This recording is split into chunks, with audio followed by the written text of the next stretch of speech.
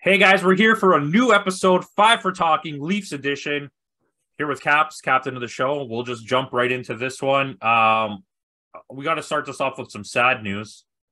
The passing of Borje Salming. It came very suddenly. I guess we all knew he was sick, right? He got diagnosed with ALS, but very shortly after the diagnosis, he passed. And I mean, he was a great player. He's definitely a legendary caliber Leaf. You know, he was in the Leafs top 100 when they did their 100 years. He's in the NHL top 100 players of all time. He's the 12th highest scoring Swedish player of all time. And the hockey writers ranked him as the third best European defenseman of all time. So, I mean, that's a pretty big loss. Yeah, I mean, they brought him over here for two ceremonies, and then I think a week after that he passed. It's like as if they knew it was coming or something like that. But this guy was like in his mid-60s and he was ripped, man. This guy always took care of himself. But stuff kind of happens. Yeah. I mean, great player. The ceremonies were great. He got a great reception. Yep. Yeah, like you said, it was almost like he was waiting for that. Like he held out as long as he could just to get that kind of stuff done.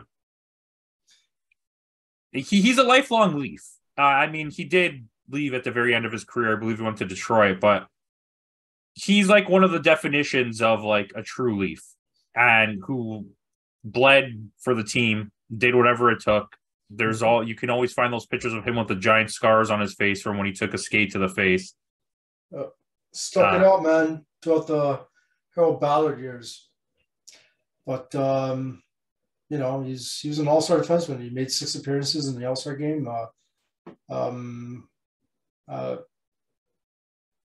He was a defenseman, and he's like top 100 players of all time. You know what I mean? Like, yeah, a Leafs defenseman from the worst era in Leafs history. Yep. And at one point he was the highest scoring Swedish player of all time. And he paved the way for a lot of the guys that came after. Even nowadays, a lot of the modern defensemen that come over from Sweden are heavily influenced by his play. And he did a lot of schooling and training over there for people after when he finished in the NHL.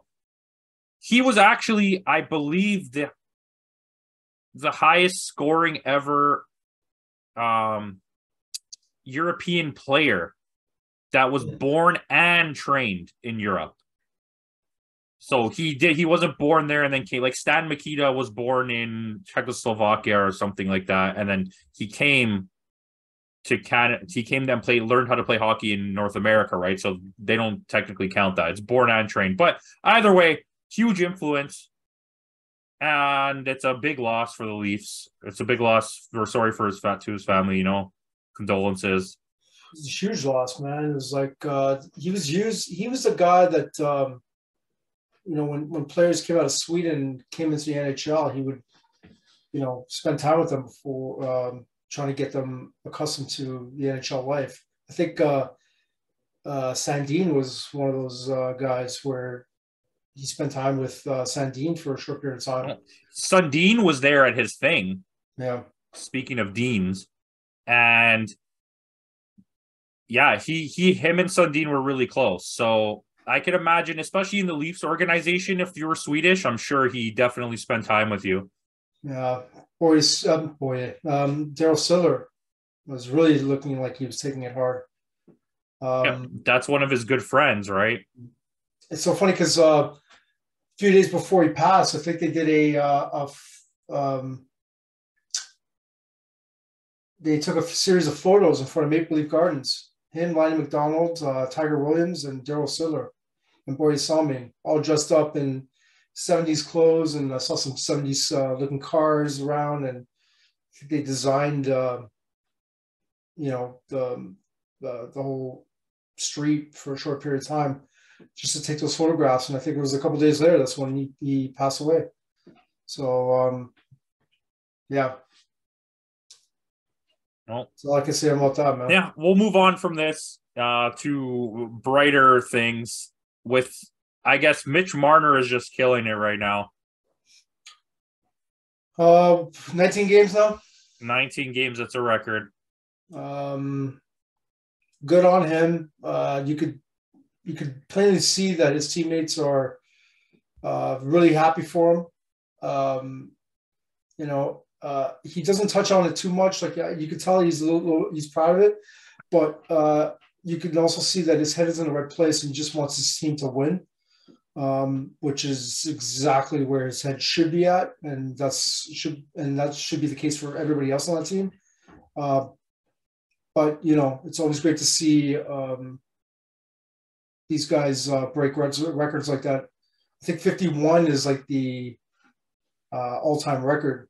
So he's still a ways. Was it Wayne Gretzky? Yeah. Yeah. But hey, man, like I said, and I've always said this. Like I don't, as long as they win, as long as they win. That's fair. And I mean, they've been pretty solid in the last little bit here. The team seems to have balanced out. Nylander and Tavares are no longer like the front runners of the team. I mean, they're still playing well. But Matthews and Marner have rightfully like moved back to the top. And they're not even on the same line together. No. And Matthews took a really long time to get there. And I was getting worried. Goals wise, I don't think he's going to have an amazing season. I mean, we won't. Our standards are so high now. He's going to score like 30 something goals, I think. But to us, that seems like not a lot. I mean, a lot of people think he's not producing, which is not true at all. I mean, he's producing total points. Yeah, he's contributing. You know what I mean? He may not be scoring at the same pace he was scoring last year, but he's contributing, and for me that's fine. I mean, however, I like the fact that Tavares is playing extremely well, because naturally, I mean, like, even last year it looked like he was starting to cool off a little bit, but he's got his game back a little bit, and he's playing extremely well. Nylander playing extremely well on the offensive side of things. On the other side, I'm not too sure about that, but you could definitely see the chemistry between Marner and Tavares. I don't see it that much with Nylander and Matthews. When I'm watching the games, I just don't see that chemistry. If I'm being honest, if I'm being really honest, I don't necessarily see chemistry between Marner and Tavares. I just think that Tavares is a good enough player with enough experience, and Marner can just give anyone the puck anywhere he wants to. So I don't think it's necessarily them having chemistry. I just think they're both know what their job is and get it done. But Nylander and Matthews is a weird combination for me. And I agree with you, they don't look very good together. But it's like, why did you remove Marner from playing with him? I guess he felt like he needed to make a change, and things weren't happening. I mean, things were not happening in October. Like, it just wasn't happening, and they made a change. And you're right. Like, the chemistry doesn't seem like it's there, but for some reason they're winning. And yeah, I'm not going to complain. You go back, like, no, I don't think you go back. Two big like immediately jump off the page things for me is like how bad Bunting has been playing this year, as well as Kerfoot. Bunting has got a little bit better recently, but you're on game 26. For 22 games, you were terrible. A lot of those leagues were terrible in that first month, man. A lot of players. But he wasn't digging. He wasn't doing. Yeah. It was like he disappeared off the team. I mean, he definitely has picked it up a little bit, and he's coming around. Kerfoot just looks lost.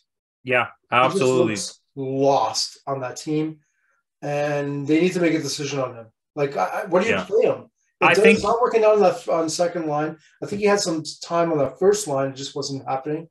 The third line, it's not happening. I mean, we talked back and forth about Pierre Engvall, and Pierre Engvall just was not. Oh, he actually looks so terrible. Yeah, he was so bad. He had a few games where he started to come around in the last maybe a little bit, but definitely not the same player like we saw last year. If you can find a team that would be willing to take Kerfoot and Engvall in return for like a really good goal scorer or another defenseman, I would take it, because they are not contributing even on the defensive end.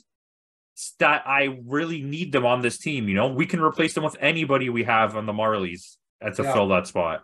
And it's just really, it comes off really strange to me. Like I said this, I believe in one of the episodes we did this year where the announcers were talking about it and they were like, Kerfoot, it was on the Steve Dangle podcast.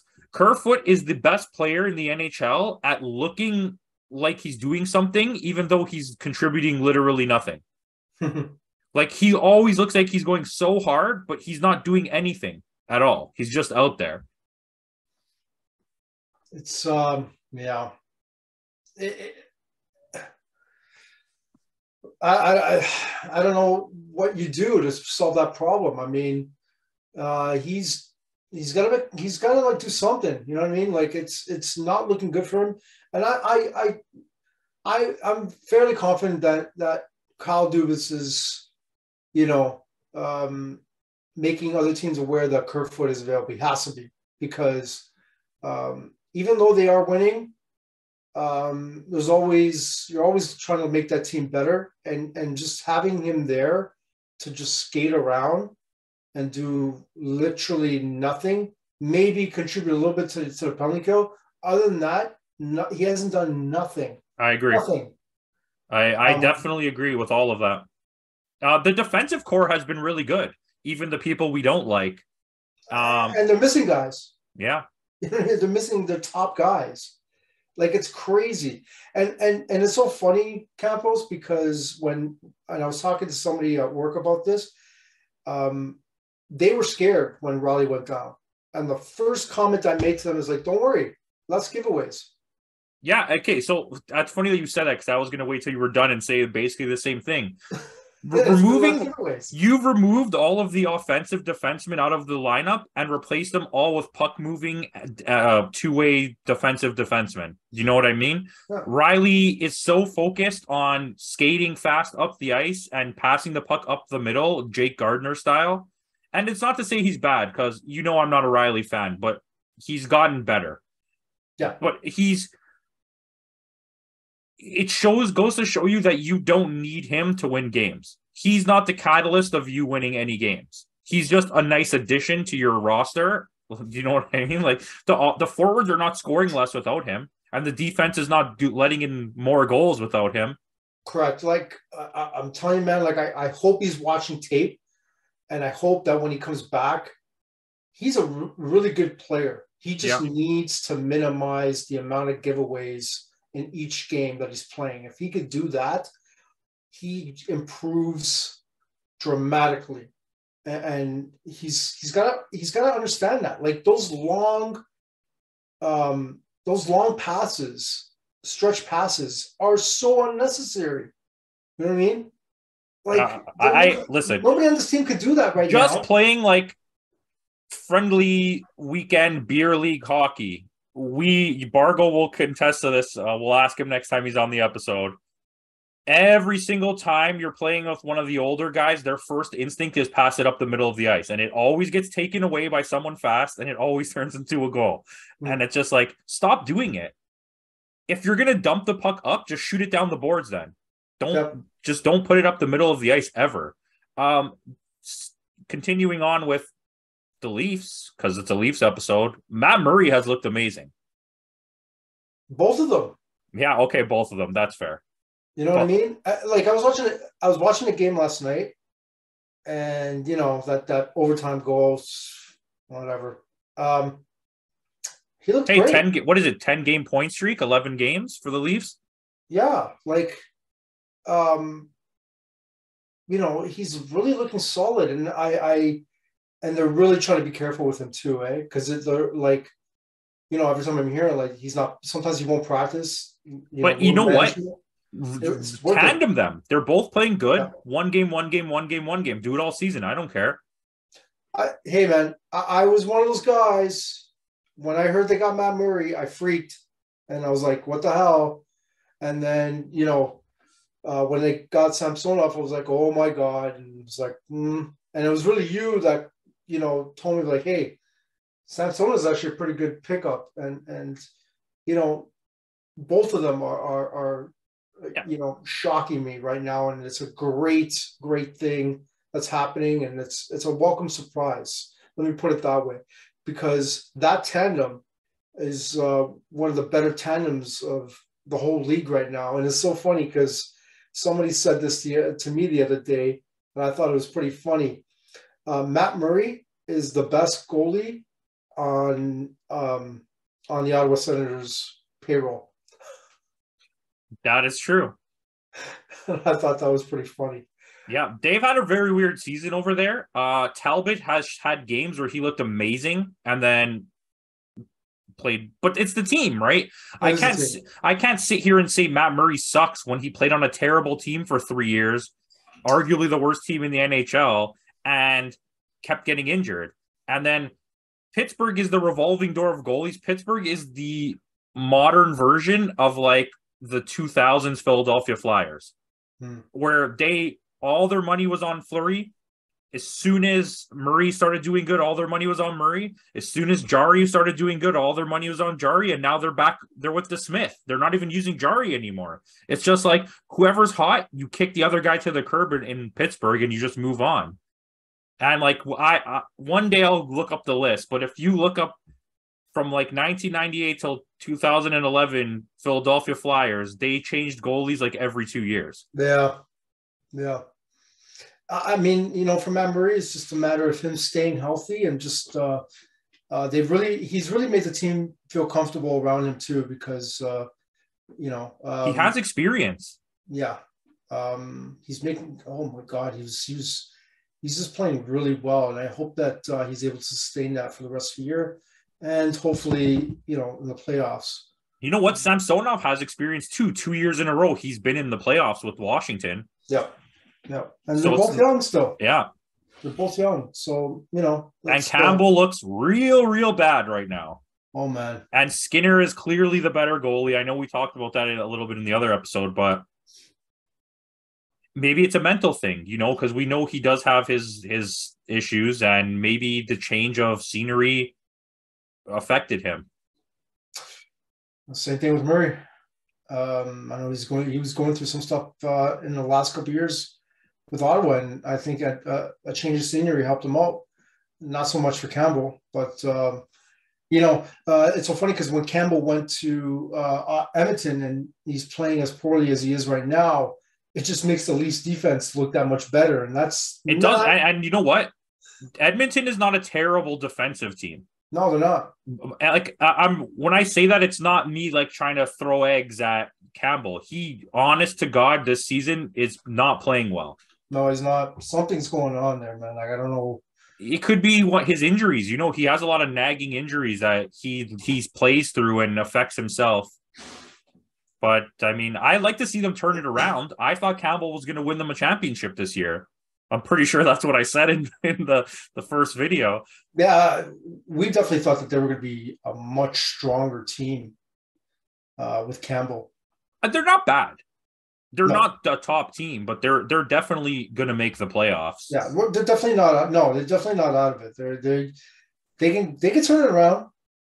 Campbell can end up having a stellar season, but right now it's like it's just not happening. And a lot of hockey left. Anyways, we'll end this with the Leafs are 4th place in the NHL right now, which I don't think either of us expected after how awkward the start of the season went. So good for them. We did expect that when we did our first tier list of who was going to do well this season. But the Leafs always have a good regular season. Yeah, I know. So it is what it is. Anyways, thank you guys for watching. Come back. We'll do a lot more episodes in the future, and there's probably a tier list coming. I don't know. We'll figure it out. Peace out.